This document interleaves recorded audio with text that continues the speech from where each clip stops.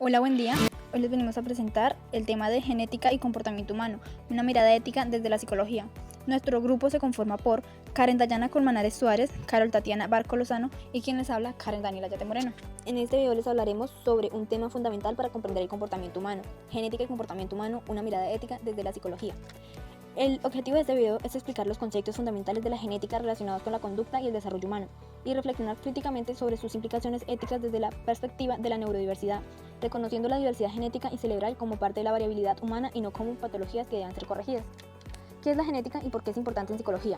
La genética es la ciencia que estudia los genes, su estructura, función, herencia y variación en los organismos. En el contexto de la psicología, la genética es fundamental para comprender cómo los factores hereditarios influyen en el comportamiento, la personalidad y la predisposición a ciertos trastornos mentales. Importancia genética en psicología. 1.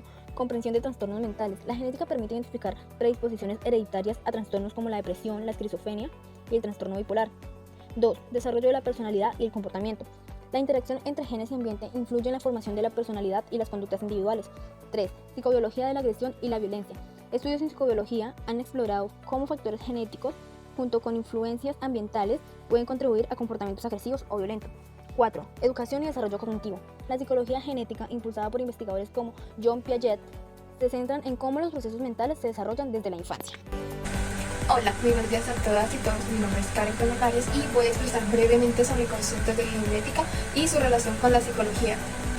Empezando por conceptos básicos como el ADN o ácido desoxirribonucleico es una molécula de doble hélice la cual almacena la información genética hereditaria de todos los seres vivos.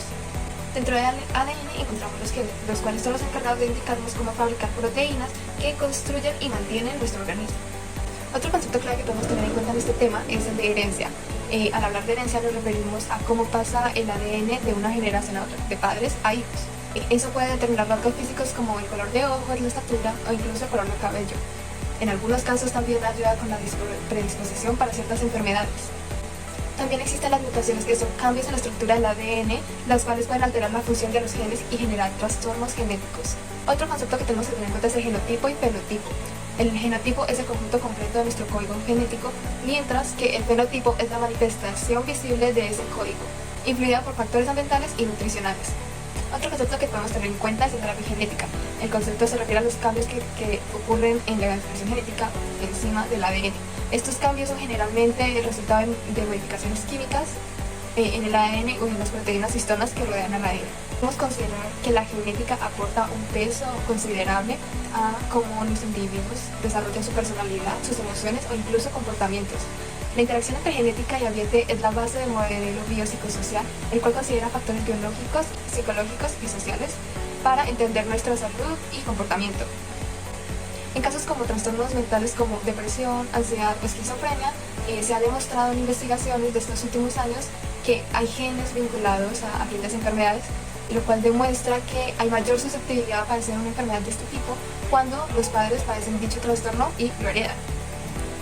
También existen otros estudios, por ejemplo el caso de los gemelos, en los cuales los niños están en ambientes separados, pero se desarrollan de manera similar, incluso cuando su ambiente no es el mismo, lo cual demuestra la importancia y predominancia de los genes al momento de nuestro desarrollo.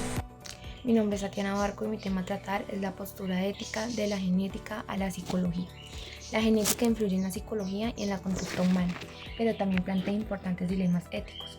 En la psicología, la genética es fundamental para comprender las bases biológicas del comportamiento, la herencia de ciertos rasgos y la predisposición a diferentes trastornos. Sin embargo, la aplicación de conocimientos genéticos en la psicología debe ser abordada desde una postura ética y rigurosa que se respete la autonomía y la dignidad de las personas. Reflexión ética y postura en la psicología. El respeto a la autonomía. La información genética debe ser proporcionada de manera clara y accesible, y las personas deben tener la libertad de no decir si desean o no conocerla y cómo la utilizan. La confidencialidad. La información genética es personal y debe ser tratada con confidencialidad, evitando cualquier tipo de discriminación o estigmatización. La beneficencia. La psicología debe tenerla y utilizarla. La genética para promover el bienestar de las personas, ofreciendo intervenciones, apoyos que puedan mejorar la calidad de su vida. La maleficencia. La psicología debe evitar el uso de la genética para causar daño, ya sea físico o psicológico, a las personas. la justicia social. La psicología debe ser consciente de las desigualdades sociales y de la salud, y trabajar para el acceso a la información genética y las intervenciones genéticas que sean equilibradas. Para finalizar este tema de la genética, podemos dar a concluir que los genes son secuencia de ADN que codifican un rasgo específico. Las diferentes versiones de un gen se denominan alelos. A veces los alelos pueden clasificarse como dominantes o recesivos. Un alelo dominante siempre resulta en el fenotipo dominante. Para exhibir un alelo recesivo, un individuo debe ser homocigoto.